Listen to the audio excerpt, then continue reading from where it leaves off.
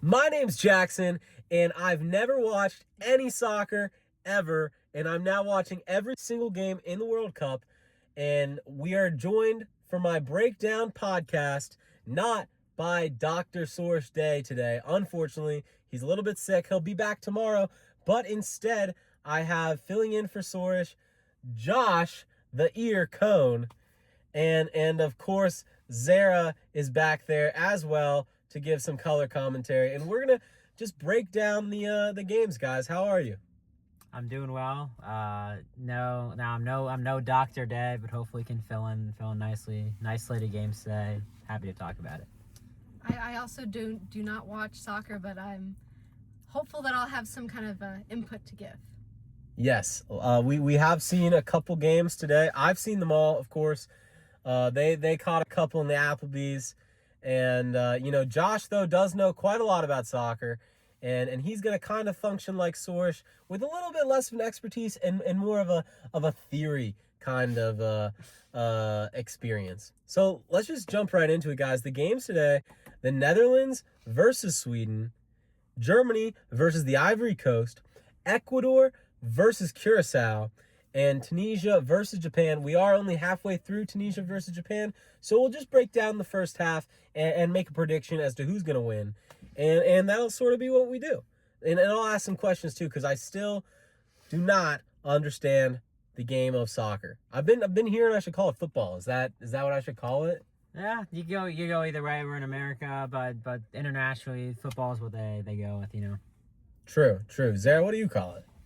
I do call it soccer, but I feel like if you're talking about it on like an international scale, you should probably call it football. True. All right, good to know. I'm gonna still call it soccer. I'm still calling it soccer. With that all in mind, you're calling it soccer. But thank you guys. All right, so first game of the day was Netherlands versus Sweden, and my prediction going into it, not knowing anything, was that Sweden would beat the Netherlands 3-1. I've been told that was ridiculous. I was told that by my co-host Sourish last night. That is ridiculous. The Netherlands are gonna fucking kill Sweden, and that's pretty much what happened. At halftime the score was 3-0, I think, and then we come back in about the 55-60 minute mark. Sweden scores one goal, and then the Netherlands come back and score two more, crushing them. And what's really funny about that is that I saw that last week. I didn't watch this game, but I saw the score today. Sweden beat Tunisia 5-1. They beat Tunisia so bad that Tunisia fired their head coach immediately after the game. And now Sweden has suffered the exact same fate, and I was so wrong. Josh, was the Netherlands that heavy of a favorite that it makes sense that this happened? Or, is this just like a random thing that just happened to occur? Yeah, so going into today, I was expecting this to be the game of the day. Netherlands across the board, most people would give them the edge, say they were favored. Historically, they fare better in World Cups internationally, but Sweden's held their own. They not in this match obviously, but they've got a good team out there. They've got a couple interesting guys, and I don't think anyone expected them to come in today 5-1 blowout score. And outside the score, if you look at most of the stats, you watch most of the game, I think Sweden had opportunities. They had the ball, but they couldn't capitalize, couldn't get any good shots going. As Dr. Day mentioned in our previous episode, we do have a mutual friend in who's Swedish, so we were pulling for them, but it was done pretty early. They put their stamp on things and they beat them pretty badly. Well, may our mutual friend get home safe. Yeah. But is he ever coming home is the question. Well, we'll see. I mean, with this score, Probably not. Yeah. Probably not.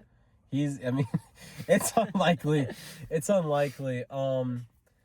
So one thing that I was once again just like kind of annoyed by, even though I understand what it means now, is offsides. Offsides is a rule in soccer where you can't be behind the last defender if you're getting the ball passed to you. Is that basically correct? Yeah, there's a bit more intricacy, but generally that's how it goes.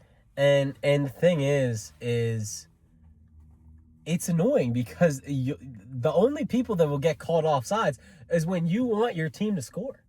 The other team will score, and it's fine. it's never offsides, but your team loses. And that was really frustrating to watch during Sweden and the Netherlands because Sweden was so tactical. Like, they were doing really good so consistently, and they could just, the score is 5-1, but it was a lot closer than it sounds. Yeah. Sweden had so many great chances, but they just could never finish, and that was so frustrating to see.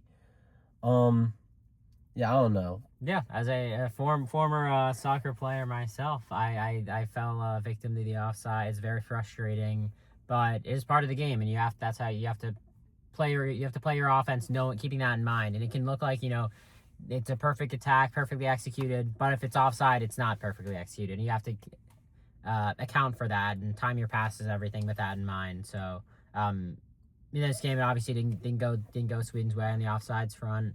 It shows you how a couple plays can play a huge role in really swinging the game. Yeah. Zaira? Yeah, I don't know. I feel like when I've heard of soccer being talked about, I hear about the Netherlands. I don't hear about Sweden, so I'm not super surprised from the lack of which I've been following these games. But yeah, that's all I have to say about that. See, that's really interesting to me, though, because I've, been watching soccer for the last couple days, and I had not ever heard anything about the Netherlands, and yet you, Interesting, who've not watched any of the World Cup games, have heard about Netherlands. So that just kind of goes to show how much I don't know about what I don't know. Because I said Sweden would win 3-1, and clearly that was ridiculous. I will just note, at the end of that game, in the extra time of the second half, like 3 minutes in, one of the Netherlands' top players got injured, like right at the end. He got stretchered off. So that'll kind of be interesting to see what happens in their third game against Tunisia. Yeah, I haven't seen any reports yet, but hoping for the best. And these guys out there playing, these guys know each other very well. Netherlands, Sweden, obviously very close countries proximity wise, but a lot of Premier League players on both sides. Yeah, I saw Van Dijk was on the Netherlands. Van Dijk, he's a long-time veteran. He's been doing it for a while. I knew his name.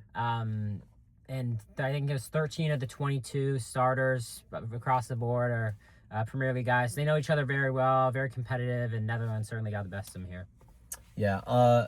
One thing I've noticed before we talk about the next game is how much rougher soccer really is than you're led to believe as an American. Oh, yeah. We're led to believe, you touch somebody and you get fouled. And that's true to a degree, but they're purposefully fouling each other so often. Like, they'll run into each other. And a big part of the game is how hard can I hit the other guy without getting a yellow card? And then how hard can I sell, how hard can I sell the getting hit? Yeah, it is a big part of the game. There's a bit of a back. Did you know about that? Yeah, there's a bit of there's a back and forth, the push and pull with the fouling, the flopping is a big part of the game. Even though a lot of fans don't enjoy it, it's part of the game. And trying to sell calls if you get hit, trying to see what you can get away with. Sometimes it depends on the referee, depends on the day. But it can get physical for sure, especially in these competitive environments in the World Cup. Well, one thing I did notice is, like, somebody really flopped hard. I forget what game, I forget what team. Somebody flopped, like, really hard yesterday, and the ref was like, what are you doing? Get up. And I think he gave that person a yellow card. Yeah, and the refs are used to this. They're not going to fall for the tricks. They can tell when a real hit is delivered and when it's just a bit of an acting job. Yeah. Well, we've talked about Sweden and the Netherlands enough. Congratulations to the Netherlands. Bad luck to my guess, I guess. The next game was Germany versus the Ivory Coast. And my prediction last night with Dr. Day was that Germany would win 2-1. Sorsh was not a fan of that. He's not a fan of Germany. He doesn't like the German team, and to some degree I understand it, but he doesn't like them, and so he actually predicted 2-1 Ivory Coast. And going into the game, I held my 2-1 prediction at halftime, even when it was 0-1 Ivory Coast. And Ivory Coast looked so much stronger, so much faster. Honestly, they were the better team to Germany until the end. Like, they were making it to the ball way quicker, and they were hitting Germany way harder. And Germany was being very tactical with what they were doing, but they weren't scoring. And so I was just waiting for some German goals to land, And eventually they did. But so my 2-1 prediction ended up being correct. Good job, me. That's my first completely correct prediction. Good work. Mark that down. But it wasn't likely. Ivory Coast deserved that win, and in the last 20 minutes of the game, they got, beaten. Is that because they got lazy? Is that because the Germans kicked into another gear? Like, what do you think? Yeah, so my take on this game, coming in today, if you told me the scores were flipped for these first 2 games, I would not be surprised at all. I was expecting Germany to really take over, take control against Ivory Coast, and in fact, it was the other way around for the majority of this game, and Germany was lucky that it was only 1-0 for as long as it was, and they let Germany hang around too much. They had Ivory Coast had a lot of chances to really make this game out of reach. But Germany, once it was tied 1-1, the tides fully switched, and Germany got that goal in the last minute. But I think Ivory Coast they didn't put them away. There's always an argument or a conversation of when you have that small lead, 1-0, 2-0, 2-1. Do you keep your foot on the gas pedal and really put the game away, or do you sort of lean back, hang defensively, and let the other team come back into it? And unfortunately, they gave Germany that chance, and they took advantage of it. As a very talented team, they came back and pulled it out. Yeah, I mean, it was definitely, though, here's what I'll say. As frustrating as that first half was, it was so back and forth, and it was so entertaining to watch. Oh, yeah, very entertaining game. It was so 50-50 the whole time. It's just that Ivory Coast had that one goal, and they just were faster. They just literally were more athletic than the Germans, and that was making it frustrating because I obviously wanted to see the 2-1 score that I predicted. But it was a great game. It was so fun to watch. And I've noticed recently, now that I've watched 12 games, there are games that are more fun than others. My first game, for reference, was South Africa versus Czechia, and I now realize that was a terrible game. Yeah, tough first impression for you. But you know what?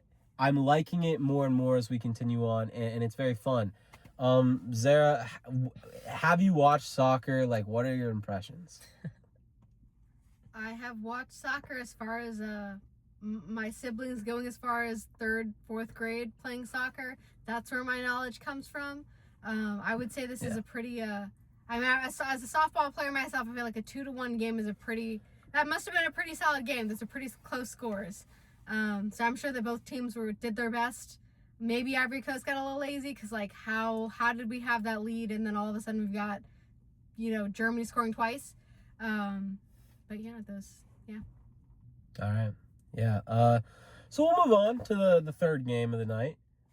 Curacao versus Ecuador. Going into it last night with Dr. Day, I predicted a 1-1 tie. I don't know if that's what should have happened, if that's what was predicted by anybody else. I forget what Sorsh's prediction was. But it was they were very evenly matched. They felt very equal. No team really felt better than the other. I think Ecuador had possession of the ball more often, but it didn't really feel like they were controlling the game. This wasn't a bad game to watch. More interesting than South Africa for sure. But it was not a lot happened. I wasn't unimpressed. I just was bored. Josh? Yeah, I'm surprised coming into the day that Curacao ended up with a tie here, with coming away at the point. Their first game they just got totally destroyed by Germany. I think it was 7-0, 7-1. So they held their own here, but yeah, not the most entertaining game, not the most action. Gotta get the morale up. Mm-hmm. Exactly. But yeah, Ecuador missed opportunity here. Really, I thought coming in they would really hold their own and put up a few goals, but Curaçao's goalie had a hell of a match. If I'm seeing here, he had a record 15 saves, as the most by any goalkeeper in 90 minutes of a World Cup match since the records began. So great job goalkeeping wise. Kept a lot of shots from going to the back of the net and ended up at a 0-0 result. Yeah, I mean, I don't have much more to say about this. Like, yeah, the there's only so much you goalkeeper- can talk about this. Yeah, What do we know if that was the same keeper as his game against Germany? Because they let 7 points in against Germany last week, I believe. Yeah, let's check that out. Because I obviously didn't watch the game. I didn't start watching until 3 days ago. Was the keeper Room? It was. Yeah, It was. Yeah, so big turnaround for him. Yeah, he stopped goals left and right. Ecuador shot so many times, and Room was there, and he was blocking left and right. Good job, Room. First, second, or maybe third player I've ever mentioned. Good job, Room. Getting the stamp of approval. Stamp. Congratulations. And, we're only halfway through Japan versus Tunisia. The score is 2-0 right now. We're not going to talk about it too much because obviously, we've not seen the end of the game. We don't know how it's going to go. I forget what my prediction was. I believe it was 2-1 Japan. But, if Japan keeps this up, which I wouldn't be surprised because Tunisia lost to Sweden by 4 points last week. Then it's going pretty much how I thought. I do believe Tunisia is eliminated if Japan wins. Is that correct? Yeah, I believe so. We're getting to that point where if you lose your first game, lose your second game, that's about it for you. Especially with such high-scoring other teams. Right, and you're down in the goal differential by 6. It's about over for you. Japan's a really solid squad. Tunisia just hasn't come to play this World Cup. All sorts of drama and issues with them. So, credit to them for putting up a fight, but it's not their day. And for making the World Cup, right? For getting here. The expanded World Cup format, a lot of teams are able to get in, but it is still tough. You got to win a few qualifying games, so credit them for getting there, but not the best performance once they got there. Zaira, have you ever had a time in your life where you've had to work really hard to achieve something? I have, yeah. That's great. Nice. Well, that's going to call it on our breakdown for today.